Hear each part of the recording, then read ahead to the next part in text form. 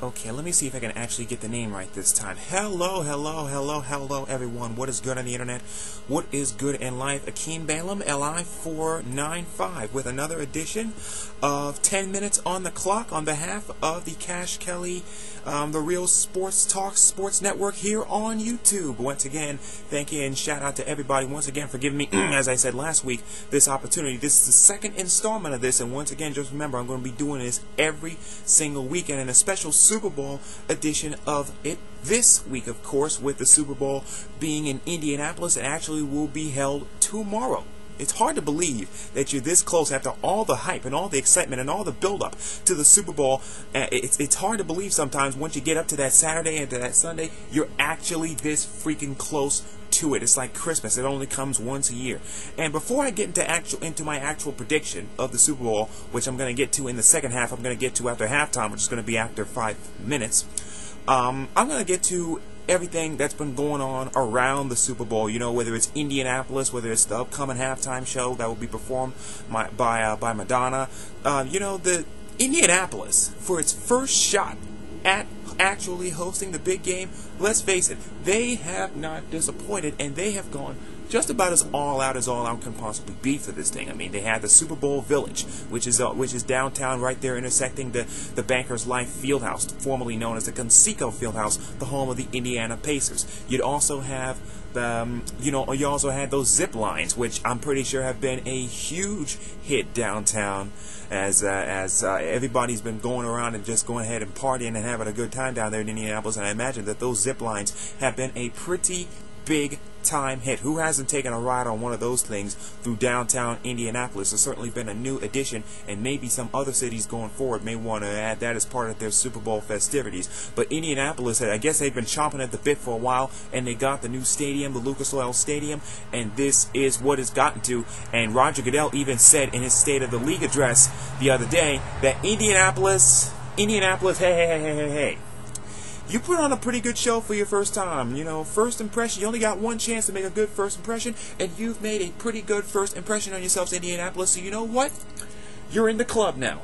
You're in the club. You're going to get a Super Bowl sometime again in the near future if you have interest, and I'm sure that you will have interest sometime in the near future. So Indy, you're in. They're probably going to get another Super Bowl sometime in the near future. I would not be surprised. I'm pretty sure everybody would be excited based on this experience as far as the Super Bowl was concerned. So Indianapolis overall has done a pretty daggone good job of actually being able to pull this thing off. Next year's big game will be in New Orleans, and of course there's been a lot of build-up to this Super Bowl. And again, it's not halftime yet, so it's I'm not going to get into my predictions right yet, but I'm going to talk a little bit about the halftime show, which of course will be performed by Madonna. Did anybody see the video for "Give Me All Your Lovin'" with Madonna, Nicki Minaj, and MIA? I watched the video. I didn't know what to expect. Of course, it's freaking Madonna. You never know what to expect from her, even at her old age. But of course, once I saw the video and it had the football theme and Nicki Minaj and MIA and the cheerleader outfits, I was thinking, of course, they're performing a halftime show at the biggest sporting event in North America, the freaking Super Bowl. Of course it's going to have a football theme. And the fact that Madonna brought on Nicki Minaj and MIA to perform at this halftime show along with her, I sort of like it. And the reason why I like it is because everybody's going to watch. You know, you're going to have your 40 and 50-somethings that are going to be into Madonna, and then you're going to have your teen and 20 crowds that are going to be into MIA and Nicki Minaj, Young Money's resident Barbie, of course. So you have that. I just wanted to get that out a little bit. A little bit as we continue to go about it here. So I went into that. Also, Goodell also talked about some other things as far as, you know, you can tell I'm trying to find time to fill until I get to halftime at 5 minutes. He talked about possibly future Super Bowls, maybe even in Chicago and Philadelphia. So there's some other, which I'm pretty sure will be a pretty big interest to Tim, considering he lives in Philadelphia himself. So there's that possibility also, as well as, especially if New York and New Jersey have a successful Super Bowl themselves. Okay. Let me take a little bit of a breather here. 1 Mississippi, 2 Mississippi, 3 Mississippi, 4 Mississippi, 5 Mississippi, 6 Mississippi, 7 Mississippi, 8 Mississippi, 9 Mississippi, 10 Mississippi. I probably should have that segment, maybe sometimes sponsored or sometime place like that. But anyway, okay, now that we're past the 5-minute mark, alrighty, let's get into what actually could happen in this game and everything surrounding it. Tom Brady, Eli Manning, I mentioned this in my video that I made on my own page, is that this game really is a legacy game for both. Tom Brady doesn't have anything to worry about even if he loses this game, because they should be working on his bust in Canton for the Hall of Fame right now. His and Bill Belichick's. They're working on both of their busts right now as we speak. Even heading into the Super Bowl, they're already into the Hall of Fame. Eli Manning has a case, because his brother Peyton is already in the Hall of Fame. You might as well say he's got his one Super Bowl, even though you can't always judge things based on how many rings they have.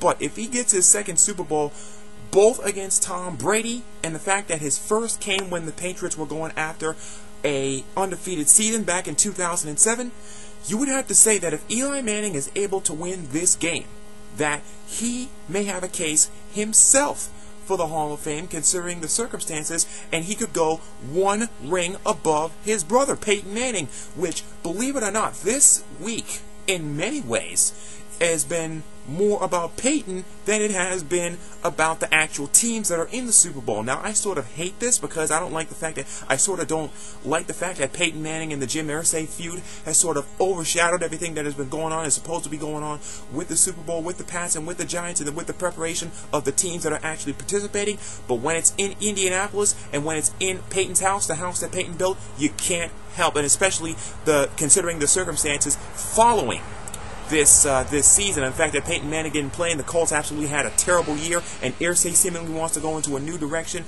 without Peyton Manning as his quarterback. You have to consider the Peyton element to the Super Bowl, whether there is one or not, and there certainly is one to this here bad boy. So, with that said, who do I think is going to win this game? Who am I predicting to win this game? Well, if you take the AFC Championship games into consideration, and I know it's been 2 weeks, so it's been basically a bye week. The last time, that there was a bye week, basically, the Giants won after their bye week. In fact, the Giants and the Patriots had their bye week the same week earlier in the season. The Giants beat the Miami Dolphins 20-17, even though, of course, it's the Miami freaking Dolphins, which a college team could probably beat. And the Patriots lost to the Pittsburgh Steelers 25-17, even though they were not exactly the Pats team of today, competing and one win shy of their 4th Super Bowl in the last decade or so, the last 10 years.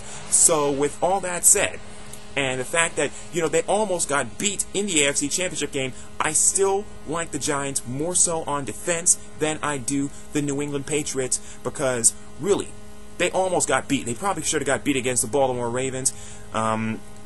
If it wasn't for the circumstances surrounding, Lee Evans and Billy Cundiff and everything that happened there. So, with that said, my prediction for this coming Super Bowl, Super Bowl 46, New York Giants 34, New England Patriots 31. Your 2011 and 12 NFL champions, Super Bowl champions, will be the New York Giants. But I'm just one guy. I'm just one guy with an opinion. A lot of other guys have opinions, but we're just all a lot of guys talking about sports here on YouTube with opinions. Let's see how the game actually turns out. But that's my opinion. That's my pick on who's going to win the game. New York Giants 34. New England Patriots 31, and it may come down once again to a Lawrence Tynes field goal. I would not be surprised, especially after the New England Patriots won their 3 Super Bowls with field goals. Wouldn't that be a switch? Wouldn't that be irony? So that's my pick. What's yours? Rate, comment, react, reply, add, and subscribe. Once again, that would be my pick, but what's yours? Once again, thanks to Tim Kelly and everybody here at the Cash Kelly channel for giving me this opportunity to post videos on YouTube, especially this here 10 minutes on the clock deal, which once again I will be doing next weekend, and the weekend after that, and the weekend after that, and the weekend after that, and the weekend after that, and the weekend after that.